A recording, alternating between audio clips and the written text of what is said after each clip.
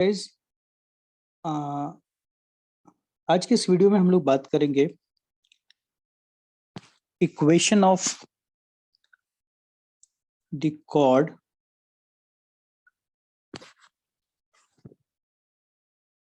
To the parabola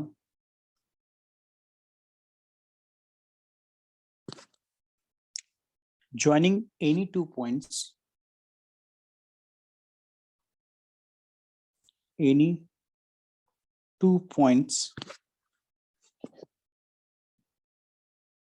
on it means parabola. ठीक है,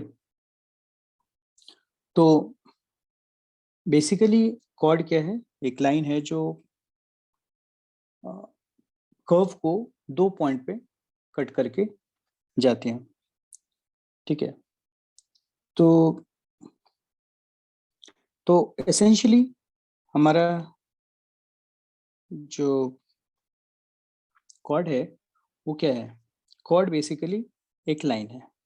तो कॉर्ड को हम लोग सिंपली क्या लिख सकते हैं? Chord is nothing but a line. Chord एक लाइन है।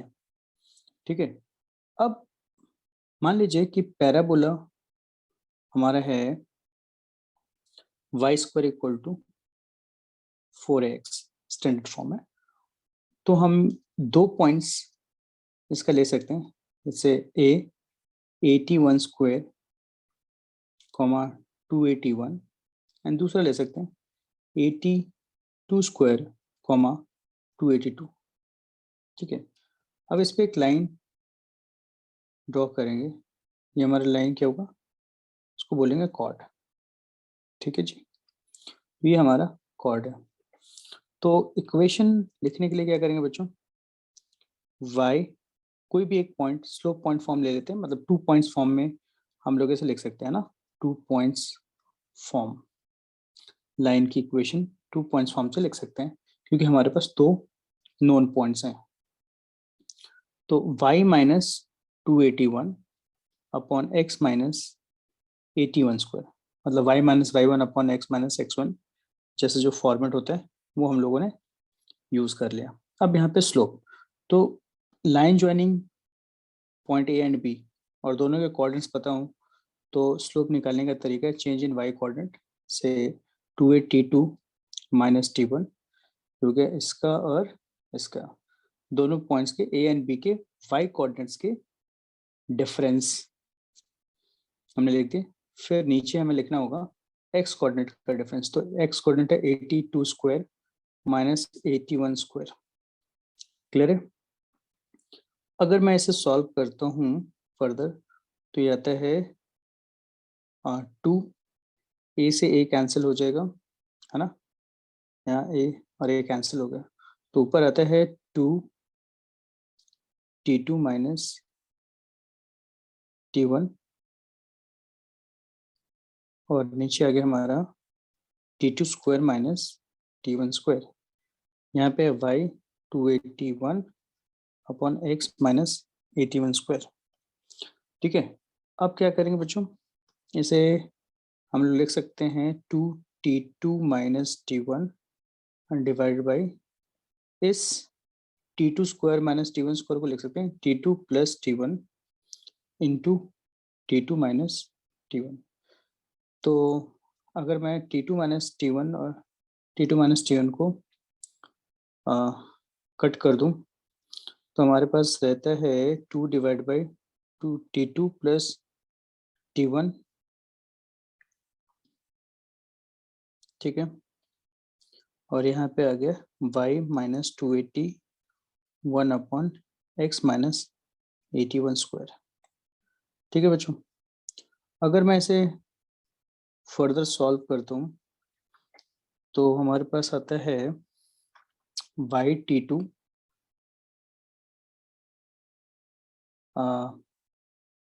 Minus 2a t1 t2 plus y t1 minus 2a t1 square. अगर मैंने इस क्वांटिटी को इससे मल्टीप्लाई कर दिया तो लेफ्ट साइड में हमारा ये आ गया। Equal to 2 times x minus 2a t1 square. ठीक है जी। अब देखिए 2a t1 square and 2a square, ये दोनों क्वांटिटी सेम है, तो हम इसे हटा सकते हैं। तो हमारे पास आता है y t2 plus y t1 equal to 2x, और इस चीज को राइट साइड ले जाएंगे तो प्लस 2a t1 t2 आ जाएगा। इस तरह से हमारा जो फॉर्मेट है वो ऐसा लिख सकते हैं हम लोग, t1 plus t2 y times t1 plus t2 equal to 2x plus 2a t1 t2। ठीक है, यहाँ पे एक तरह से सम है और यहाँ पे t1 t2 का प्रोडक्ट है। तो ये बच्चों, okay guys, now we will discuss equation of chord when its midpoint is given। ठीक है, अगर पैराबोला का कोई कॉर्ड है तो हमें उस कॉर्ड की इक्वेशन लिखनी है और उस कॉर्ड का मिड पॉइंट हमें गिवन होगा। ठीक है, तो अभी हमने देखा कि अगर एक कॉर्ड अगर 2 पॉइंट से पास करती है तो उसका इक्वेशन होता है y times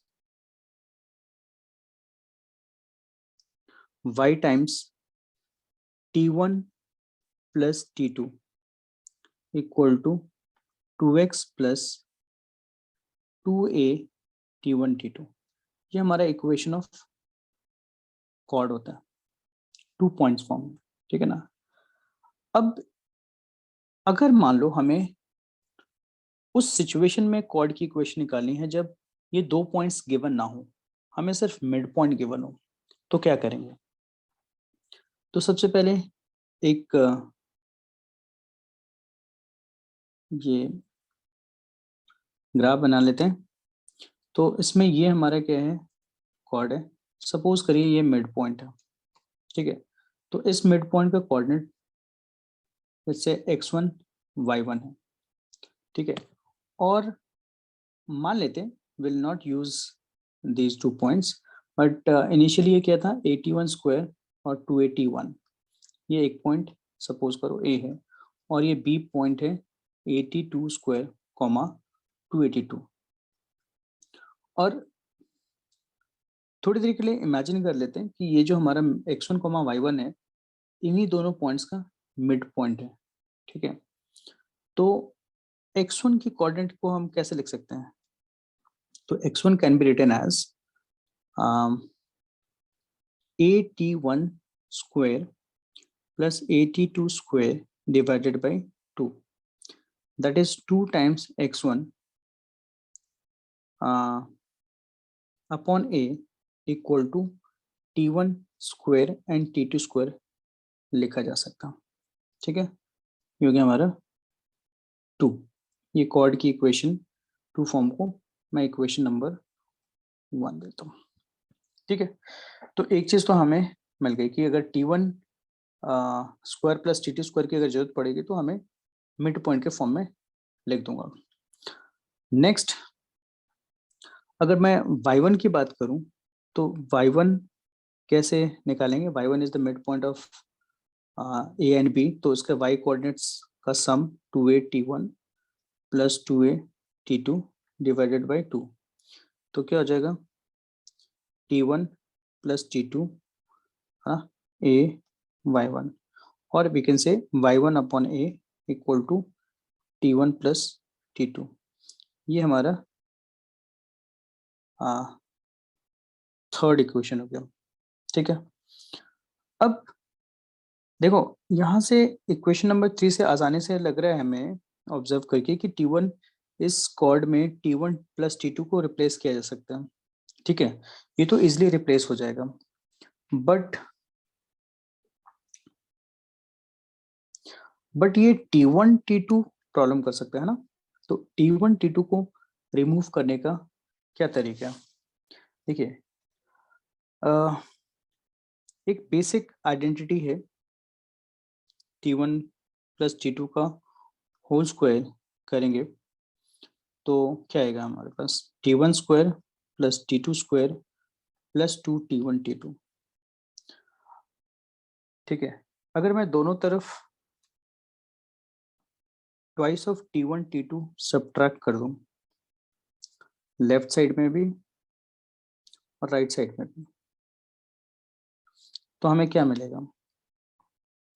T1 plus T2 whole square minus 2T1 T2 equals to ये और ये गया T1 square plus T2 square मिल जाएगा। ठीक है, इसका मतलब ये हुआ कि 2 times T1 T2 equal to T1 plus T2 whole square minus T1 square plus T2 square लिखा जा सकता है। ठीक है, अब हमें T1 प्लस T2 की वैल्यू पता है, वो है ये इक्वेशन नंबर 3 में लिखा हुआ है y1 अपॉन ए। तो मैं इसे y1 अपॉन ए होल स्क्वायर लिख देता हूँ। माइनस T1 प्लस T2 का स्क्वायर भी हमारे पास है इस इक्वेशन नंबर 2 में, वो क्या है 2x1 अपॉन ए। तो मैं इसे लिख देता हूँ 2x1 अपॉन ए। ठीक है, ये हमारा हो गया ट्वाइस ऑफ T1 T2 की वैल्यू। ठीक है, ये हमारा इक्वेशन नंबर 4 हो गया। नाउ इस इक्वेशन नंबर 4 में जो वैल्यू है 2T1 T2 की, है ना, उसको मैं क्या करूंगा, इक्वेशन नंबर 1 में रख दूंगा। हमारा इक्वेशन नंबर 1 क्या है बच्चों? इक्वेशन है कॉर्ड की इक्वेशन, है ना। जब 2 पॉइंट से जाता है तो उसको हम लोग लिख देंगे y times T1 plus T2 equal to 2x plus 2a T1 T2, right. अब T1 प्लस T2 की वैल्यू तो हमें मिल ही चुका है यहाँ पे y1 अपॉन ए। ठीक है, तो इसे लिख देंगे y1 upon a equal to 2x plus a times 2T1 T2। तो 2x a 2 times T1 T2 की वैल्यू इक्वेशन नंबर 4 में हमें मिल चुका है y1 अपॉन ए का whole square minus 2x1 a। तो y1 अपॉन ए होल स्क्वायर, ठीक है, माइनस 2x1 अपॉन ए। ठीक है, तो अब हमें इसे रीअरेंज करना होगा। अगर आप इसे रीअरेंज करेंगे तो क्या मिलेगा बच्चों? y1 upon a equal to 2x plus a times y1 square upon a square minus a times 2x1 upon a. A cancel हो गया, ए से एक ये कैंसिल हो गया। हमारे पास आ गया y1 upon a equal to 2x, ठीक है, प्लस y1 स्क्वायर अपॉन ए माइनस 2x1। ठीक है, अगर मैं एलसीएम ले लूं तो हमें मिल जाएगा y1 2ax plus y1 square minus 2ax1। ठीक है बच्चों, अब यहाँ पे क्या करूँगा मैं कि 2a और माइनस 2x1 को क्या लिख सकते हैं हम लोग?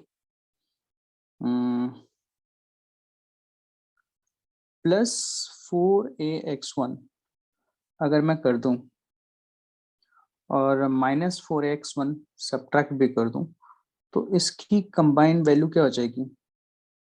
ये हो जाएगा हमारा 2ax1, है ना।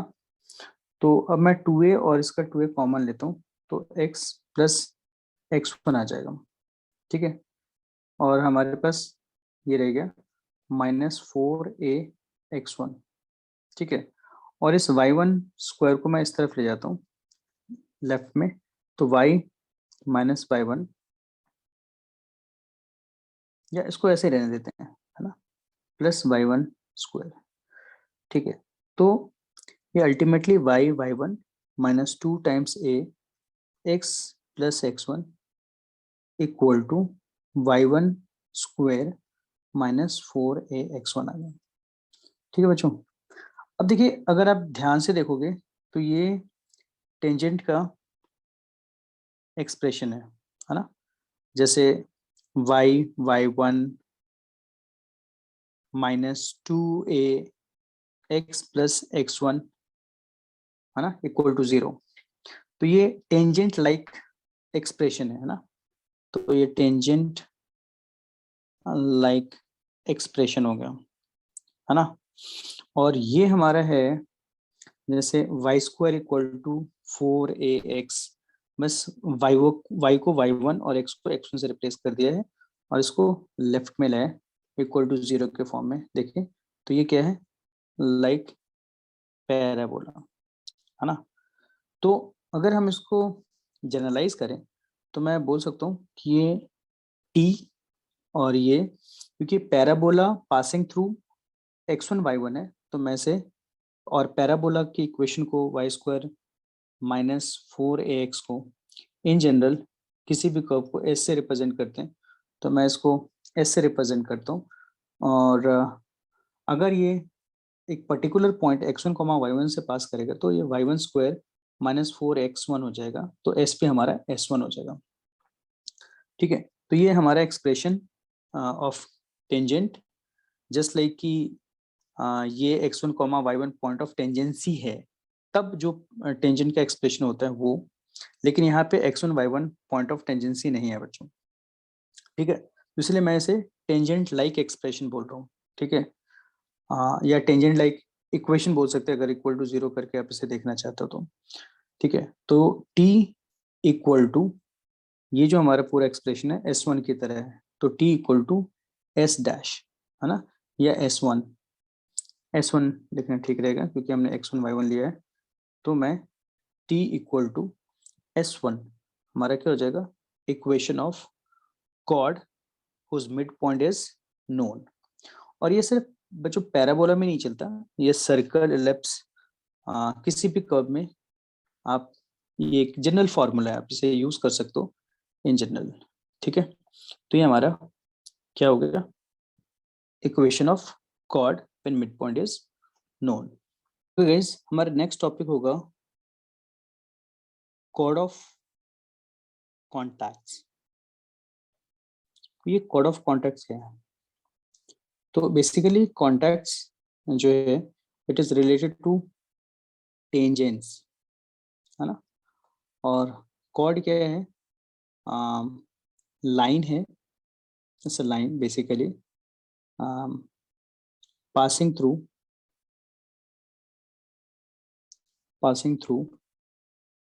point of tangency. ठीक है, तो जो पॉइंट ऑफ टेंजेंसी है दोनों टेंजेंट के, उन पॉइंट को ज्वाइन करने वाली लाइन को हम लोग कॉर्ड ऑफ कॉन्टैक्ट बोलते हैं। अगर आप इसका डायग्राम देखो तो सपोज करिए ये हमारा पैराबोला है, ठीक है, और एक आउटसाइड पॉइंट है, वहां से हमने दो टेंजेंट ड्रॉ करें, एक ये और एक ये। लेट्स से ये ओ पॉइंट है, ये ए पॉइंट है पॉइंट ऑफ टेंजेंसी, और ये बी पॉइंट है पॉइंट ऑफ टेंजेंसी। तो एक टेंजेंट हमारा हो गया ओ ए, ठीक है, दूसरा टेंजेंट हमारा है ओ बी, और जो हमारा कॉर्ड ऑफ कॉन्टैक्ट है वो ये है। तो हमें इसकी इक्वेशन लिखनी है। ठीक है, तो सपोज करो कि ए पॉइंट हमारा x1 y1 है और बी पॉइंट x2 y2 है। ठीक है, अब हमें इक्वेशन लिखना है ओ ए का। अगर पॉइंट ऑफ टेंजेंसी हमें पता होता है तो इक्वेशन लिखने का क्या तरीका होता है, इसमें हम लोग वाई स्क्वायर को y, y dash x square को एक्स, एक्स डैश एक्स को x plus x dash by 2, और वाई को वाई प्लस y1 या जो भी पॉइंट्स गिवन हो डिवाइड बाय 2 ऐसे लिखते थे, तो वो टेंजेंट की इक्वेशन हो जाती है। तो उसी तरह से अगर हमने स्टैंडर्ड इक्वेशन ले लिया पैराबोला का y square equal to 4x, तो ए टेंजेंट फॉर ओ ए जो जिसकी point of tangency x1 y1 है, तो उसके लिए हम लोग क्या लिख सकते हैं, y1 equal to 2 times a x plus x1। Similarly OB का क्या लिखेंगे, y2 2a x plus x2। अब जो दोनों ही टेंजेंट ये और ये दोनों ही एक कॉमन पॉइंट से पास कर रहे हैं O से, जिसका coordinate suppose x0, y0 given है। तो ये दोनों ही टेंजेंट इस पॉइंट को सेटिस्फाई करेंगे, ठीक है। तो इसलिए मैं लिख सकता हूँ y0 y1 equal to 2a x0 plus x1, और दूसरे टेंजेंट के लिए y0 y2 equal to 2a times x0 plus x2, ठीक है। तो अगर हम इन दोनों को ऑब्जर्व करें तो बच्चों y0 तो फिक्स पॉइंट हो गया, x0 एंड y0, ठीक है। अब यहाँ पे वेरी क्या कर रहे हैं, ऐसा लग रहा है कि ये एक ही लाइन की इक्वेशन लिखी हुई है जिसमें y1 y2 y3 इस तरह से चेंजेस आ रहे हैं। तो एक तरह से हमारा y1 y2 को अगर मैं जनरलाइज कर दूं, इनके प्लेसेस को जनरल वैल्यू से रिप्लेस कर दूं, तो हमें क्या मिलेगा, y0 y है ना, 2a x0 x1 की जगह जनरल वैल्यू x। तो ये क्या हो गया बच्चों, ये एक इक्वेशन ऑफ लाइन है, ठीक है। और ये अगर आप देखो, अगर इस लाइन की इक्वेशन पे थोड़ा फोकस करो और आप सोचो कि ये लाइन ना x1 से पास कर रहा है, तो आप क्या लिखोगे, आपकी इक्वेशन ये आ जाएगी, है ना, y0 y1 2a x0 plus x1। अब इस लाइन को अगर x2 y2 से पास करना हो, तो आप क्या लिखोगे, y0 y2 equal to 2a x0 plus x2। तो इससे ये क्लियर हो जाता है कि ये जो मैंने इक्वेशन लिखी है, ये है ना, ये क्या है, वो